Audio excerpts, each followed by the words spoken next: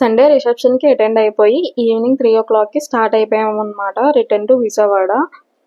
Back to my work, back to my comfort zone అంటారు కదా! అట్లా. నార్మల్‌గా అయితే కారు ట్రబుల్ ఇచ్చింది కొంచెం. అందుకోసమని ట్రైన్‌కి వెళ్ళాల్సొచ్చింది.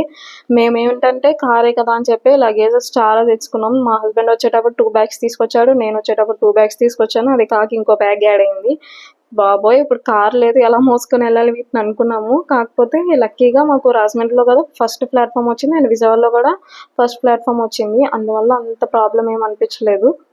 కాకపోతే ట్రైన్ ఏంటంటే కొంచెం ఎక్కువ జర్నీ చేసినట్టు అనిపిస్తుంది. ఈ ట్రైన్ వచ్చేసి పర్టిక్యులర్‌గా 4 అవర్స్ పట్టింది రాజమండ్రి నుంచి విజయవాడ రావడానికి. ఈవినింగ్ 3:00కి స్టార్ట్ అయితే నైట్ 11:30 అయిపోయింది మేము ఇంటికొచ్చేసరికి. నార్మల్‌గా కార్ అయితే 4 అవర్స్‌లో వచ్చేస్తాము.